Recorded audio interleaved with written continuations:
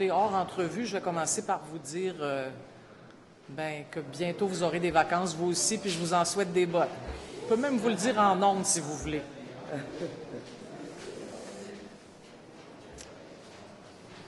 Quand tu veux. Oui? OK. Alors, voici venu le temps des bilans. Je pense qu'on se sent tous et toutes un peu comme des enfants qui terminent l'école. Mais quant à nous, je tiens à souligner une fois de plus, c'est important de le redire, que nous ne sommes pas en vacances aujourd'hui à 5 heures. Nous rentrons dans nos circonscriptions où nous avons beaucoup de travail à faire. Alors, quel est le bilan que tirent les députés solidaires de la session qui s'achève? Écoutez, on a une phrase pour définir le type de gouvernement devant lequel on se trouve. C'est un gouvernement libéral qui est fort avec les faibles et qui est faible avec les forts. Je vais vous l'expliquer. Ce gouvernement fort et même dur avec les faibles coupe, on le sait, dans les services publics, dans l'éducation, dans la santé, même dans l'aide sociale. Mais quand il s'agit des forts, des privilégiés, des puissants, des pétrolières, des minières, là, on déroule le tapis rouge et ça s'est fait encore cette semaine. Est-ce que les banques, est-ce que les médecins, est-ce que les contribuables à revenus très élevés ont été touchés par les mesures d'austérité? Pas une seconde. Mais le peuple, les gens ordinaires, travailleuses, travailleurs, eux et elles, oui, beaucoup. Devant, donc, un contexte difficile, disons-le, Québec solidaire est un parti qui se tient debout, et les députés solidaires en particulier. Je pense que tout le monde admettra que nous faisons preuve, les 3 députés, de cohérence et de ténacité. Sur l'austérité, nous avons été intraitables. Nous plaidons pour un État fort, une économie solidaire, des services publics universels et accessibles pour réduire les inégalités. Avec 3 députés seulement, on réussit à faire avancer des dossiers. Chacun de nous a déposé un projet de loi cet hiver. Manon Massé sur les pensions alimentaires, vous savez qu'elles sont coupées à l'aide sociale pour les femmes à l'aide sociale, ce qui est parfaitement discriminatoire. Amir Kadir est revenu à la charge avec son projet de loi pour réduire le coût des médicaments. Le gouvernement n'a pas appelé ce projet de loi, mais il faut convenir qu'après des années de travail très tenace de notre collègue, le gouvernement enfin convient qu'il y a du gaspillage dans le coût des médicaments et commence à prendre des mesures pour le réduire. Et quant à moi, évidemment, je suis très fière de l'adoption du principe du projet de loi 492 sur la protection des locataires aînés. Vous vous rappelez que ça a été un très long processus. Il faut vraiment être tenace à Québec solidaire, mais je pense que cet automne, nous y serons. Je pense que nous aurons un projet de loi qui va davantage protéger les locataires aînés. De plus, on a agi avec vigueur, ma collègue en particulier, sur la consignation des bouteilles à la SAQ. On va finir par y arriver.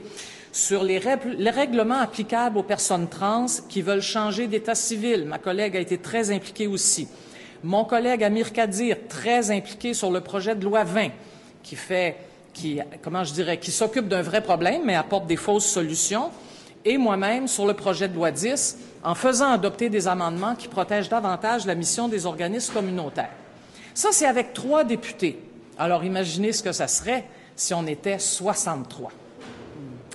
Nous sommes le seul parti de gauche, écologiste, féministe et souverainiste, tous ensemble, à l'Assemblée nationale.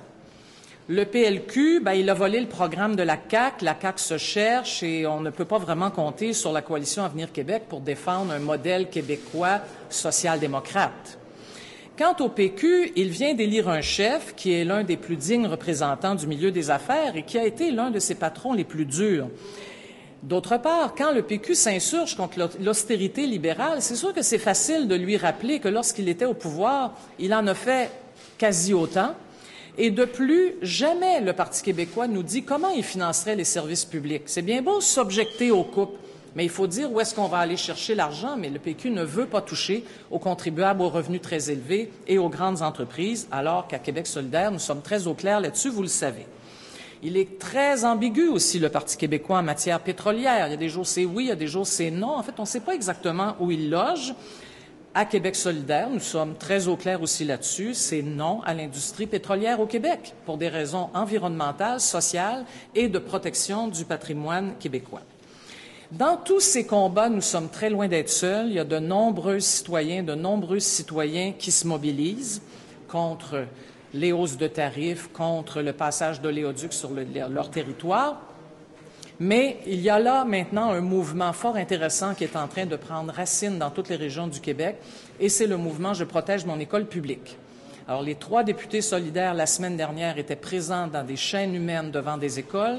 Il y aura de nouveaux chaînes humaines le 1er septembre devant les écoles du Québec. Et là, il y a vraiment quelque chose qui se passe. Le premier ministre va faire son bilan dans quelques minutes. Alors, j'ai des questions pour lui. Et si vous y consentez, je ne détesterais pas que vous lui posiez.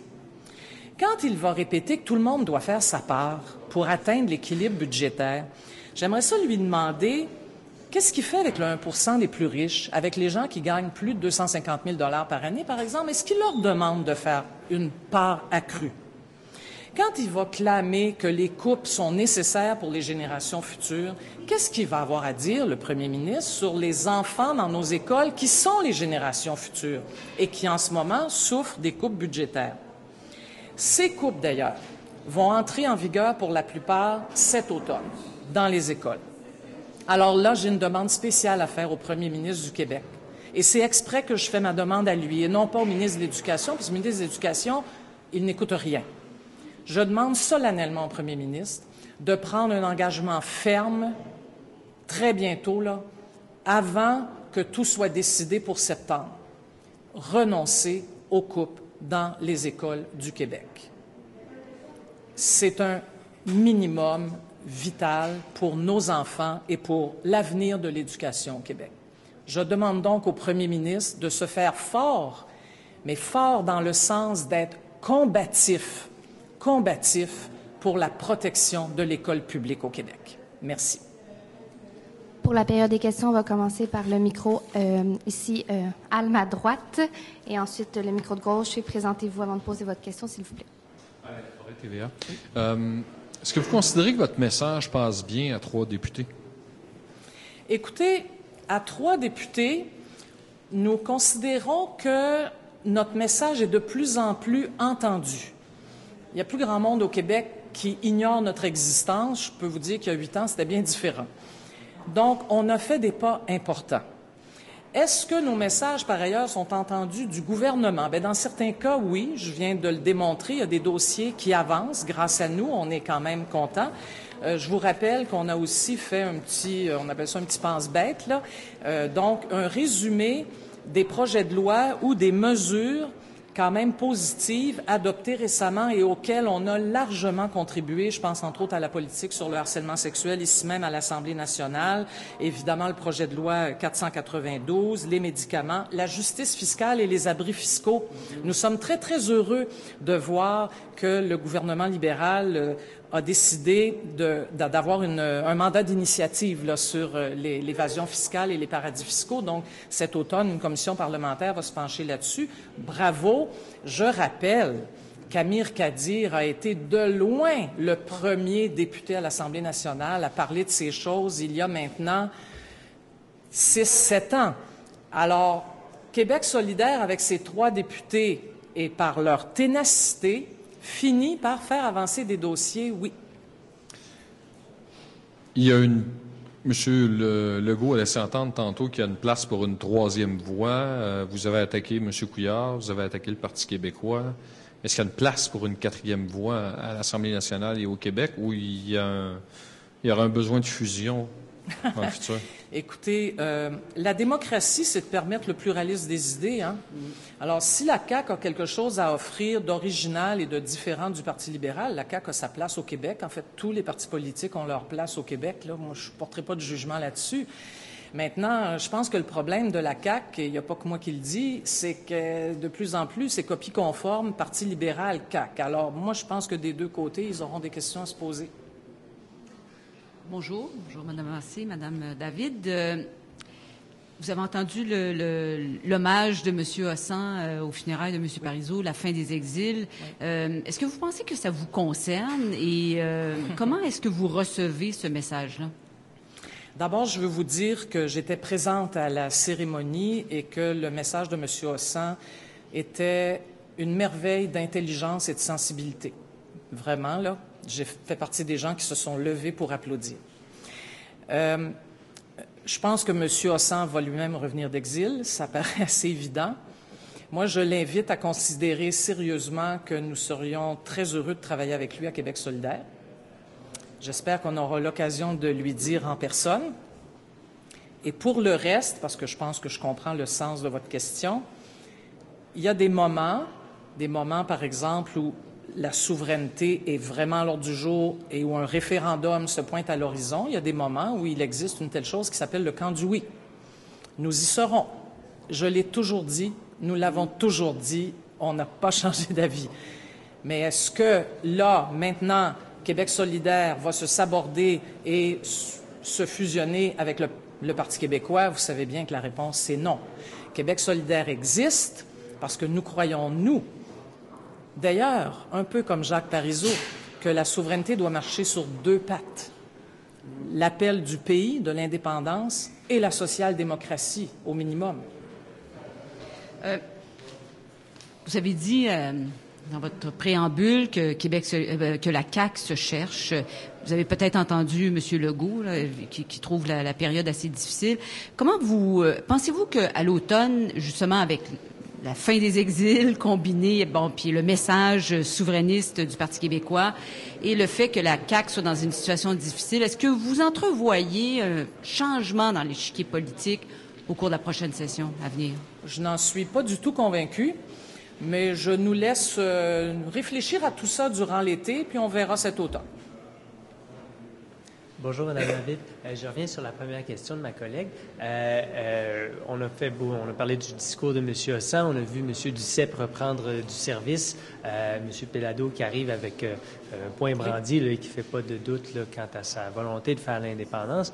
À quel point sentez-vous une pression sur vous, sur vos membres et sur vos électeurs pour rentrer dans le rang, si j'ose dire, là, et aller rejoindre le Parti québécois?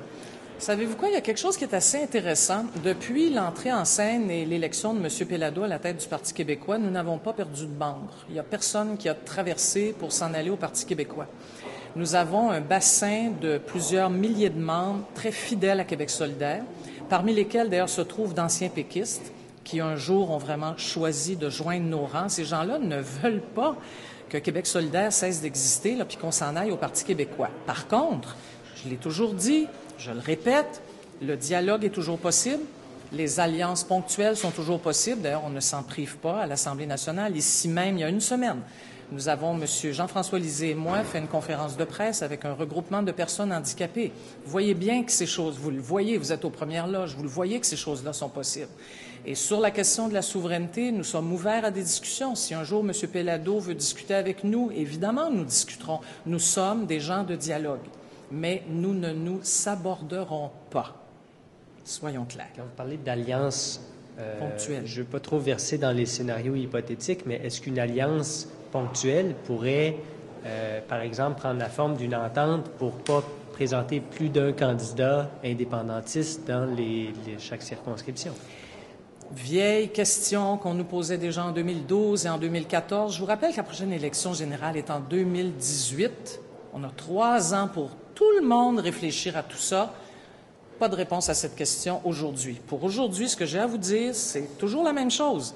Nous sommes un parti de dialogue, mais nous avons des convictions, nous avons des valeurs, nous les portons, c'est pour ça que nous existons, mais sur des dossiers ponctuels, des conférences de presse communes, des débats que nous pouvons faire, tout ça, c'est possible, mais nous n'allons pas plus loin, et je vais être très clair là-dessus, là, nous n'allons pas plus loin, d'autant plus que je dois dire que les débuts de discussion depuis 2 jours sur les projets de loi là, entourant la neutralité religieuse et tout, y compris la période de questions de ce matin, nous font penser que nous aurons un automne difficile.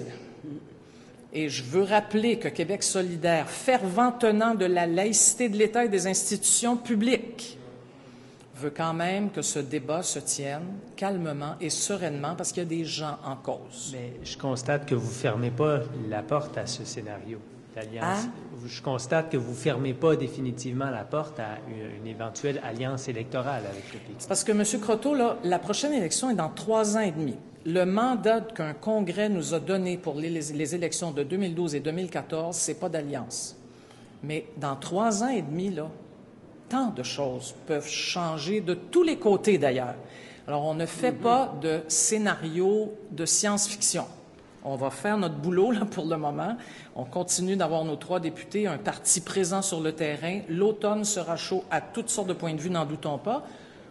Allons-y avec ça pour le moment. À quel point y a-t-il une polarisation de l'électorat à vos yeux, comme l'a décrite M. Legault? Monsieur? À quel point l'électorat est-il polarisé autour de la question nationale, comme l'a décrit M. Legault tout à l'heure?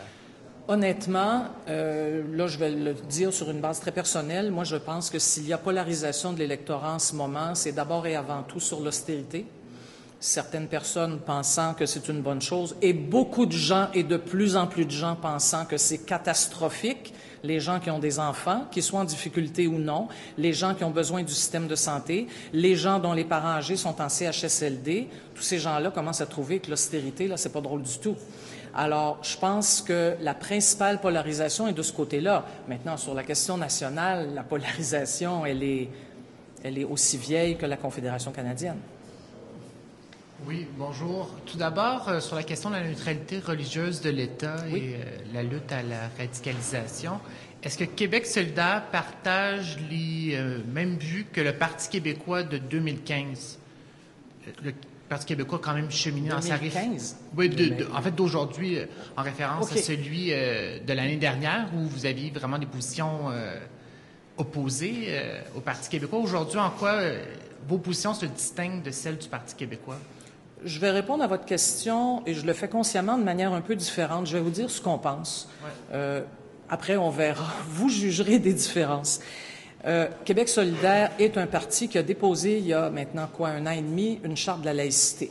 Je pense que personne ne peut douter de notre intérêt pour la question. L'État et toutes ses institutions publiques doivent être résolument laïques, ce qui n'inclut pas seulement la neutralité religieuse de l'État, mais la séparation des pouvoirs entre l'Église et l'État. Et ça n'est pas dans le projet de loi libéral en passant. Donc, premier problème. Deuxièmement, sur les accommodements raisonnables, les critères présentés par le Parti libéral dans l'ensemble, sont assez corrects. On peut améliorer, mais il est invraisemblable que ça ne touche que le secteur public et pas les entreprises privées. Donc, là-dessus, je suis d'accord avec Mme Maltais en passant. Le projet de loi libéral ne touche pas les municipalités. Incompréhensible, vraiment. Donc, nous allons travailler très fort pour convaincre le gouvernement d'inclure les municipalités. Alors, vous voyez, déjà, nous pensons que le projet de loi sur la neutralité religieuse de l'État apporte certains éléments intéressants, mais il y a de graves insuffisances. Et je pense que le gouvernement libéral, qui a eu beaucoup de difficultés à comprendre les aspirations des Québécois sur la langue, a maintenant beaucoup de difficultés à comprendre les aspirations de la majorité des Québécois sur la laïcité. Il est assez désolant aussi qu'on se refuse à déplacer ce fameux crucifix qui est sur la tête du président de l'Assemblée nationale dans un autre endroit bien visible par tout le monde. Il y a là quelque chose de symbolique qui est vraiment étonnant, mais comme le projet de loi ne parle pas de la séparation des pouvoirs entre l'Église et l'État, ça ne lui pose pas de problème d'avoir un élément hautement symbolique de l'alliance entre l'Église et l'État au Québec dans les années 40. Alors, il y a vraiment du travail à faire là, sur ce projet de loi. Comment vous entrevoyez le débat dans la population autour de ce projet de loi-là? Le dernier qui a montré certaines divisions au sein de la population. Le dernier débat a été assez terrible. Il a été émotivement très dur. Je voudrais rappeler qu'il a été dur surtout pour nos compatriotes femmes d'origine musulmane, de religion musulmane, pardon. Là, j'espère qu'on ne jouera pas dans ce film-là, là, parce que c'était trop dur. Moi, je souhaite qu'on fasse un débat serein, calme, et qu'on aille au fond des choses, qu'on ne reste pas seulement sur des petits épiphénomènes, là, qu'on aille au fond des choses. Voulons-nous ou non un État laïque? Moi, je pense que c'est oui au Québec. séparation des pouvoirs, neutralité religieuse, mais en même temps un État qui favorise le respect des croyances et de l'incroyance. Il y a une définition de la laïcité, je voudrais que le mot apparaisse d'ailleurs, et si le gouvernement ose le faire, je pense qu'on pourra avoir un débat intéressant et intelligent. Mais si le gouvernement se refuse à tout compromis, là, ça va être vraiment difficile. Vous êtes résolument indépendantiste, vous dites également que vous ferez partie du camp du oui. Bien sûr. Est-ce qu'on peut penser que ce camp-là pourrait informellement être créé avant l'échéance électorale, donc avant les élections générales de 2018? Et comment voyez-vous votre rôle dans la promotion du projet de pays avant la prochaine élection? Je pense que j'ai déjà répondu à la première question, là. La prochaine élection, c'est dans 3 ans. On verra ce qu'il y a à faire. Mais nous sommes déjà en campagne pour la souveraineté.